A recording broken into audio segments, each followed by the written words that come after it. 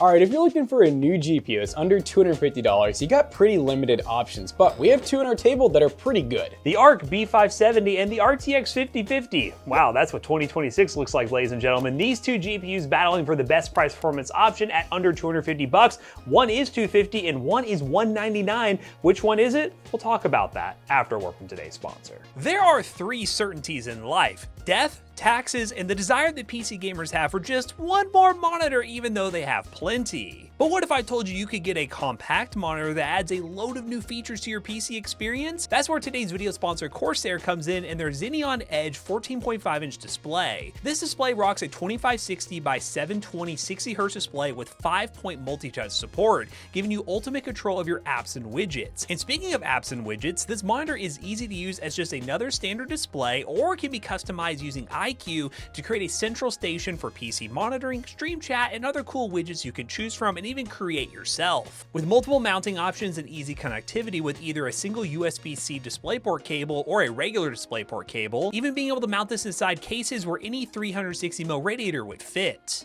To learn more, check the link down below, and big thanks to Corsair for sponsoring today's video. Now, let's get into it, shall we? Alright, so at the time of filming this video, these two graphics cards, starting with the cheaper one, the Intel Arc B570, we managed to get for $199.99, which is a pretty darn good deal for this two-fan model. The MSRP on the B570 was actually $219, and it released January 16th of 2025. It is a PCIe Gen 4x8 card, and it has 10 gigs of GDDR6 VRAM, and it has a 150 watt TDP, and it suggests a 450 watt power supply. So now, physically looking at our B570, this model requires one 8-pin, and that's a pretty low power consumption. We do actually have a pretty decent port selection on the front here. So it's a dual width card, and we have 3 display ports and one HDMI. For the NVIDIA option, we have this 3-fan Gigabyte RTX 5050, which this exact model is closer to $300 right now in the new market, which at that price, not really worth it. But you can find some new models for anywhere between $250 to $259. Sometimes around $260 is kind of the price range we're looking at here, but pricing is always changing. So for both of these GPUs, we highly suggest using the links down below to see up-to-date pricing and availability. But let's talk about the key specs you should know about the 5050. The RTX 5050 was released on July 1st of 2025 with a $249 MSRP. It is a PCI 5.0 by 8 GPU with 8 gigs of GDDR6 VRAM, a TDP of 130 watts, and a suggested power supply of 300 watts. Again, very low power here when it comes to the 5050. And the same thing goes for our 3-fan Gigabyte model here. We have an 8-pin for power, which again, both of these cards don't even get near pulling the full power that this 8-pin provides. And the video out is actually the same. We have 3 DisplayPort and one HDMI. So pretty dang good here. Again, I wouldn't go with this 3-fan model, so we're kind of giving our 5050 a bit of an advantage here when we're talking price performance, but with how low power the 5050 already is, a 3-fan is overkill. A 2-fan, I'd be willing to bet, and based on our testing, guarantee almost that it'll perform very similarly as long as it's getting the same amount of power as this 3-fan model. But in this video, we're gonna do some benchmarking to see which one is the better option. We know the 5050 is gonna be faster because it's more expensive, but is that $50 price difference gap actually worth you saving the money and going to the B570? Well, we're gonna be using our open air test bench to determine that with a Ryzen 5 9600X, a ASRock B850 motherboard, and 32 gigs of DDR5 memory. It's gonna be a perfect mid-range test bench to test both of these GPUs in a realistic scenario, and we're gonna start things with our Let's Play benchmarks. Let's get to gaming.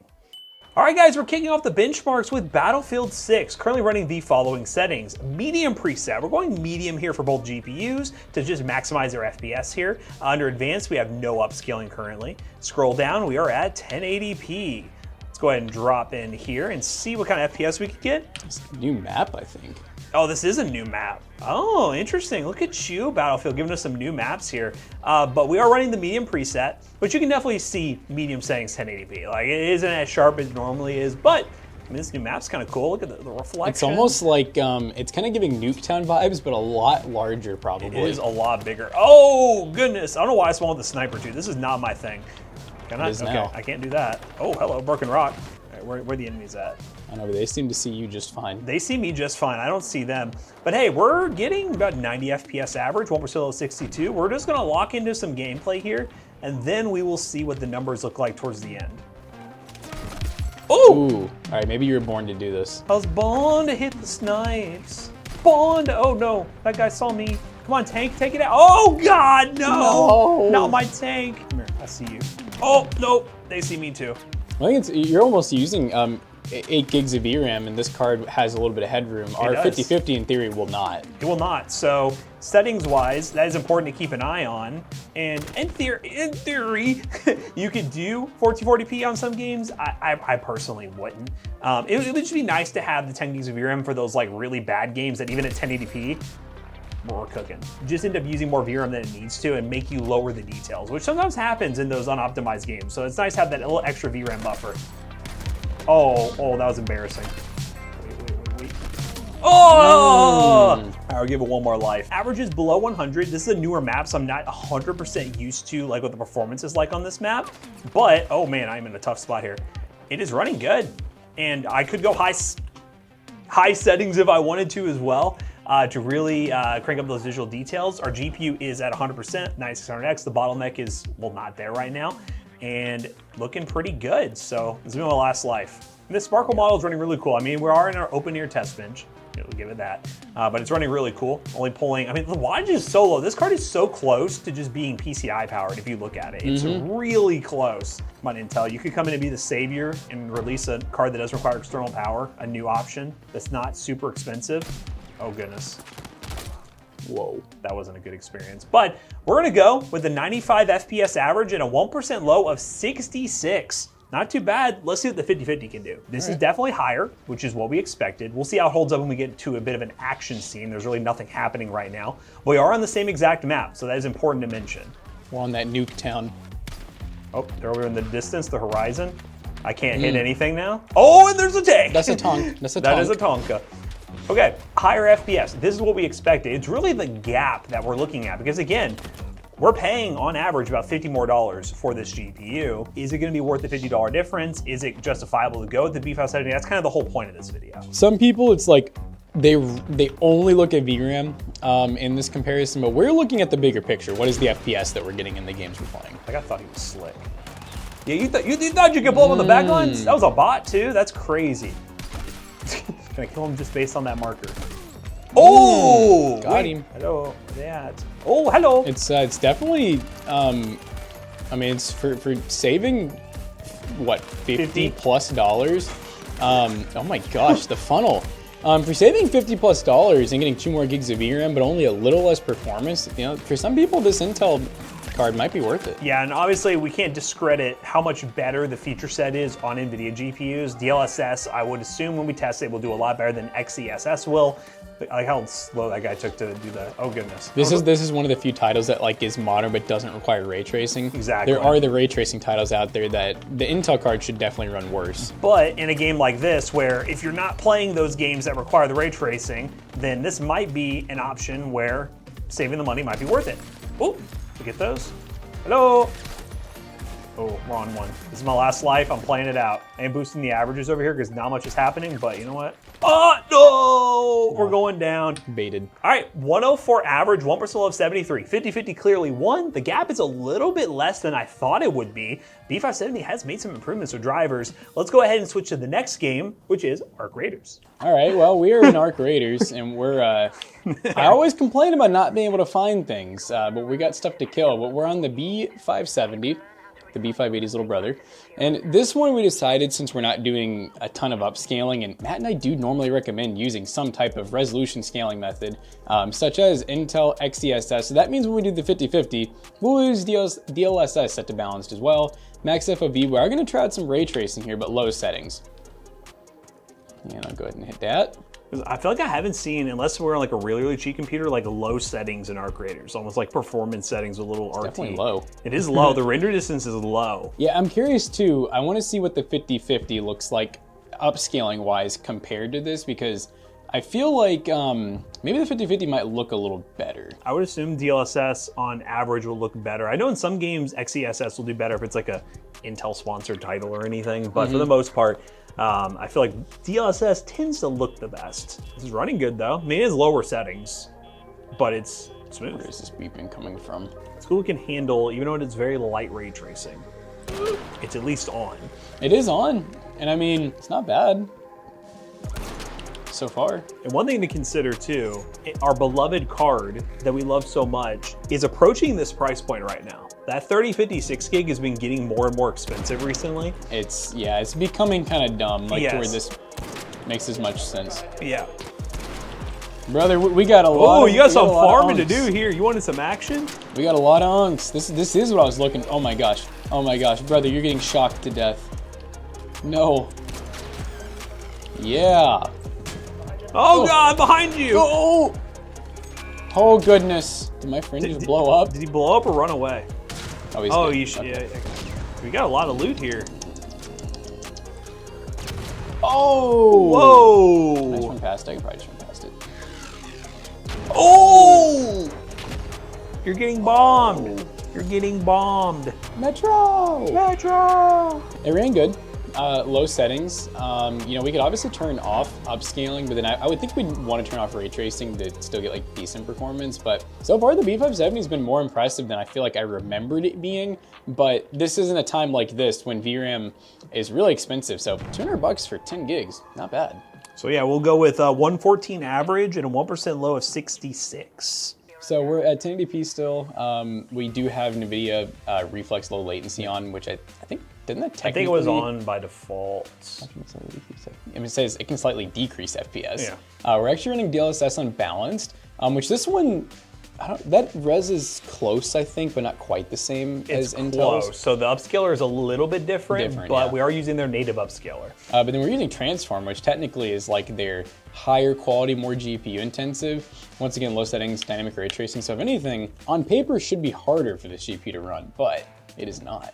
Last time, and you guys just saw it, we were getting an average of 115 with a 1% low of 67. This is a big jump. This is the scenario. Honestly, I wasn't expecting to see like a massive jump like this across all games, but most of the games I expected to see a decent difference, especially when we're using upscaling like DLSS. Yeah, I mean, this game would just be a good example too of if you're not looking at specs, you're just looking at a video like this, which one is getting you more FPS? Well, here's a good example of like, that could be worth the $50. And we're not using FrameGen, which there is FrameGen, DLSS 4 FrameGen support that is coming to give even more FPS.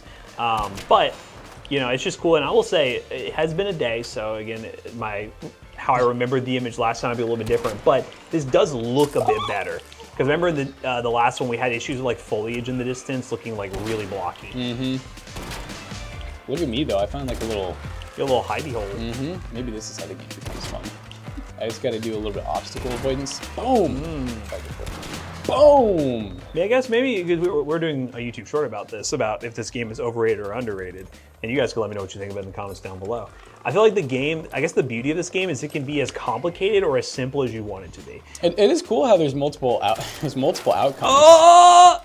Like that. I didn't see that outcome coming. So like you could just be a guy who runs around, loots stuff, maybe shoots an arc once or twice, avoids all combat and just loots. Or you could just literally PvP interact and actually have like social conversations with people in game. Like you can make it as low end or as high end as you want to. Averages are coming down a little bit. I was noticing that when you're getting deeper into the city. Oh gosh, I just set off a car alarm. We don't need to get out of this place. It's not as big of a gap. It was like a 40 or 50 FPS gap. Now we're looking about 15 to 20, so. Oh no! It's gonna hurt. It's Oh, gonna that really hurt. Good thing you used that shield. You would have been dead right there. There's another one. You might be dead. I don't want to use any more shields. We need to preserve them. Train keeps on rolling. 134 average, 1% low, 79. Pretty decent, pretty decent. Not too bad. Last game we're gonna test is good old Fortnite. Cause of course, Fortnite. Fortnite. All right, guys, we're in Fortnite on the B570. Now we've tested Battlefield 6, very demanding game. Arc Raiders also demanding, but a bit more optimized. And now Fortnite, which is gonna be our esports game, and we are currently running far view distance, low textures on the performance rendering mode. So this is a little bit different than just running DX11 or 12. I'll be curious to see how this Arc card handles it versus like an NVIDIA GPU. But we'll land here at Lethal Labs. This is gonna be our consistent drop as long as I can stay alive long enough, and we'll get some benchmarks. I'm curious to see. Intel cards, I will say with the B580, it improved a lot. And since the B570 is from the same generation, I expect a lot of the same. But they weren't nearly as smooth still in games like Fortnite. But you know, Fortnite's just weird sometimes. You never really. I was gonna say, I feel like did they optimize this thing? This is running pretty good. This is running pretty dang smooth. Oh, it was almost over from the start. I'm scared. Yeah, what are you doing? You're supposed to band-aid first, then you do the splat. I didn't follow it. You're not going to win the tournament. I'm sorry. Oh God, you're so right. Why did I do that? Oh. What if Booga's watching? I panic. This is really good. I mean, again, this is a test I always like to tell people, very CPU bound, but we are using a good amount of our GPU here. It's not like we're just not using your GPU at all. So it does depend on what CPU you pair with this thing. But I mean, yeah, if you didn't have a GPU with it, like integrated graphics, it'd be getting like 60 FPS if that. Are you serious? You said you don't got that doggy. Man, we're hitting 400s at times. I know, it's crazy. This is like, shout out to performance mode, like running really well on this hardware. I'm curious. I'm just really curious if the 5050 is going to hit these numbers. I mean, it's good, but I just, this feels like we're on like a 9070. They put that in a horrible spot. Not to try to remember, and you guys at home can yell at me if I don't. I will try to go down here a lot because this area I believe is really boosting our FPS a lot. I think up above the FPS will drop a good amount, but to be fair, we will definitely try to go down into this the underground. I mean, we're still getting 400 FPS out here, so this is just keeps going higher. It just keeps going higher. It's insane. And the funny thing is we'll test the 50-50, and then if we went back and test this again, we could have another drop where we're getting way less FPS. Fortnite's super inconsistent, but you know, in this showing, little B570's cooking when paired with the 9600X, about to get another kill is what it's about to get. One more for the road. Oh, wait, there's another one. That's a bush! Oh, that's a bush with legs. That's a freaking bush with legs! Oh, wait, that's not a bush, it's a person. Oh my, it's a little jumping. Ah! Gosh, the reload. Oh. You get a pre-fire. Yeah! Yeah! We don't lose those fights, right, Dwight? We do not lose those fights. All right, we're gonna call it right there. I'm gonna bounce in the air. Whee! We are getting a 374 FPS average with a 1% low of 161. That was way more impressive than I thought the B570 could do. Intel's actually doing something with their drivers. That's crazy. You'd love to see that. Let's see how the 50-50 fares. We're gonna drop Lethal Labs. Let's verify settings real quick. We're on performance mode, far view distance, and low textures. Now, you just saw the B570 absolutely cook. It was cooking. Now, again, a lot of that could be CPU based, so if it is CPU based, we should see very similar numbers, but even on performance mode, GPU is still being used a decent amount, so we'll drop in. Hopefully it's not as crazy as it was last time, and see if I can survive. Now, I remember telling myself I need to go underground for a decent amount, because that's why I did the other one, and why are there so many people here? This is gonna be just as crazy. We're not even using 2 gigs of VRAM. The real test is if I survive, then they're on equal playing field. If I die, automatically the other one was better, so I don't make the rules up, they just happen. Tracking. What a gamer. He probably thinks you're on controller right now. I like used all my ammo there. 1% low is a little lower. I mean, I even gave this, honestly, an accidental advantage. I loaded in a little bit into Fortnite before and requeued because we were talking about something off camera. So this one, in theory, could have had a slight advantage that I could have mentioned, but did a push. Oh, this is giving me numbers of like, it doesn't really matter if you're playing Fortnite. It doesn't matter if you have a GPU. You don't need a GPU to play Fortnite. I think I've seen people do that video. I'd be curious. Is like, how low end could you go on a GPU if you had a high-end CPU to play Fortnite? Like, how low end could you go? I know. I wonder like what the 9600X, like how much lower can you go under the 9600X? We were pretty good. 1% low is a little lower. Could just be load-in stutter that has now settled out a bit. I mean, right now the average is, I feel like it was getting a little bit more FPS before, so I don't think it's VRAM related, obviously, because we're only using 2. I don't know, maybe Intel, right? It's like we always say, Fortnite, every time we load in, there's some new driver that fixes or breaks something. Oh, no. It looks like a Rasta. Wow, that guy. Seriously? Oh, he's getting in the whip. Yes. Oh, buddy, he's carved out his death sentence now. What are we doing here? Oh! I shouldn't have bailed out. Curvature! Wow, what a gamer. Absolutely leaving. Am I giving this a little bit longer run because I want to get a kill? Yes. Oh, they're stuck. Huh? Wait, how did they get knocked? Huh? Oh, they're rolling. Am I in duos? Oh, self-revive device. That's nifty. That is a nifty little trick right there. But we'll go ahead and stop right there. 366, 1% low, 156. B570 did better, but better. It's better. Let's run some more benchmarks. Our usual, run some more demanding games, something that we could do some side-by-side to make it look a little bit cleaner and come to conclusion. In some games, like Battlefield, it seems like there's a big gap, especially when using modern DLSS technology. But will that continue in other games? Let's find out. All right, guys, let's get a little more technical here with some side-by-side benchmarks using some built-in benchmark tools to see which one is truly the better option, the B570 or the 5050. The games we tested are as follows. We have Cyberpunk, Black Ops 7, CS2, and 3D Mark Time Spy. And first up in Cyberpunk, on the Intel Arc B570, we knew with an average of 98 FPS, a minimum of 84, and a max of 119. While on the RTX 5050, we got an average of 94, a minimum of 79, and a max of 112. This was a weird scenario where the B570 actually beat out the 5050 in terms of raw horsepower in a game, and that was very strange to see. I'm assuming Cyberpunk has some good optimization, or Intel has made an effort to really optimize for Cyberpunk, which is cool to see, but I was not expecting the B570 to actually beat it without any upscaling, so very cool benchmark result to see. Now things tend to go back to normal with Black Ops 7. 1080p balance settings, this time we're testing the upscaling on both. We're using XeSS when it comes to the Intel GPU and DLSS for the NVIDIA GPU, and with the B570 we got an average of 145 FPS with a 1% low of 105, while the RTX 5050 got an average of 180 FPS with a 1% low of 140. Once again, DLSS honestly just far superior versus XeSS. I would assume at native settings it would be much closer, but when you have a tool like DLSS on the RTX 5050, you're going to want to use it, and it gives you just free frames and looks way better than Intel's upscaling, at least in the games we did test, so I think this one is a very big win for the 5050. Next up, CS2, 1080p low. This one is definitely more of a CPU-bound game, but one that does still show a difference between the GPUs. On the Intel Arc B570, we got an average of 452 with a 1% low of 167, while on the RTX 5050, we got an average of 559 with a 1% low of 157. Once again, the 5050 is, well, doing better here, just like it was in Black Ops 7, getting more high FPS numbers, but the gap isn't that crazy, and to be honest, do you really need the difference between 400 and 500 FPS?